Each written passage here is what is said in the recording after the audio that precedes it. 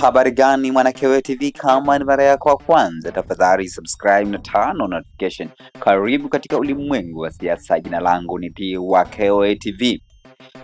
Rais wa TLS ambaye anafahamika kama Boniface Mwabukusi kutokana na sekeseke au vuguvugu ambalo linaendelea la kusimamishwa kwa shughuli zote za kisiasa za Chama cha Demokrasia na Maendeleo Chadema, Boniface Mwabukusi ameamua kulizungumzia hilo katika mtandao wa Twitter pamoja na Instagram. Nataka nisome nukuu ya kile ambacho ameandika rais wa TLS Boniface Mwabukusi katika mtandao wa Twitter, na nukuu: katika mfumo wa demokrasia ya vyama vingi, katika kila kitu, hatua ya utendaji au upangaji katika nafasi ya maamuzi, ni kosa kubwa kuwekeza katika ukandamizaji wa kisiasa badala ya usimamizi wa kisiasa wa nafasi ya kiraia. Utawala endelevu unajengwa juu ya mazungumzo, ushirikishwaji na kuheshimu haki na wajibu wa kila mmoja, si kwa kunyamazisha upinzani.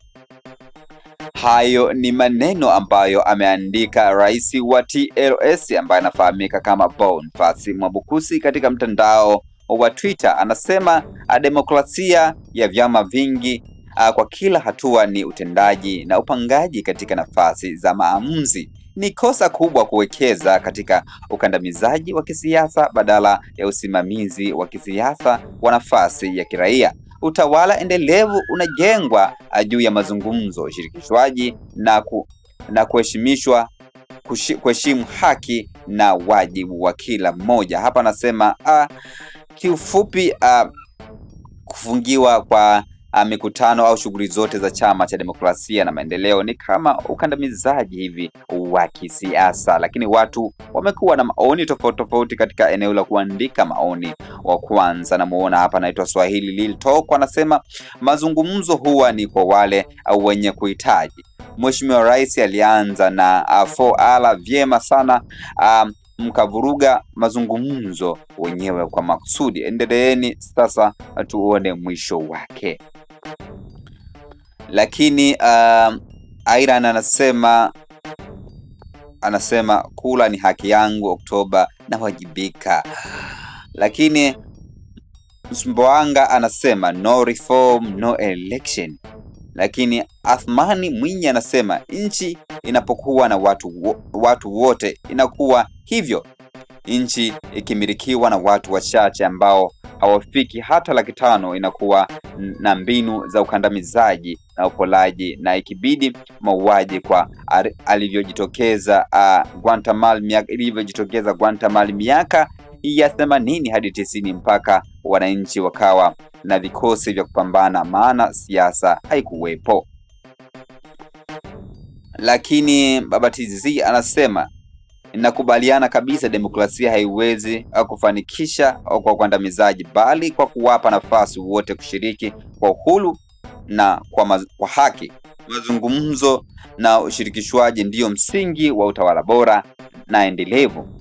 #no reform no election, haki ya uwajibikaji na mabadiliko halisi. Lakini Ngoswe anasema no reform no election. Joshua Martin anasema ondoeni mentality za utawala.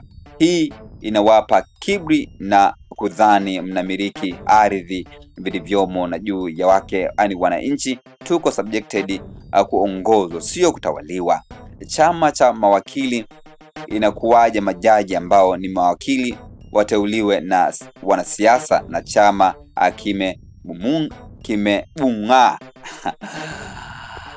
Lakini komenti ya mwisho inatoka kwa Bavoka, anasema tunashirikiana hapa, tutashikilia hapa, tunataka mabadiliko, kuongozwa na vilaza. Unawezaje? No reform no election. Hayo ni baadhi ya maoni ambayo ameweza kutoa katika chapisho la Boniface Mwabukusi katika mtandao wa Twitter. Jina langu ni Mwanakewe TV. Tafadhali subscribe na turn on notification kama ni mara yako ya kwanza kuungana nami katika ulimwengu wa siasa. Shusha comment yako katika sehemu ya kuandika maoni, hapo nitapitia nione una mtazamo gani kuhusiana na hichi ambacho ameandika Boniface Mwabukusi. Bye bye, kwa heri.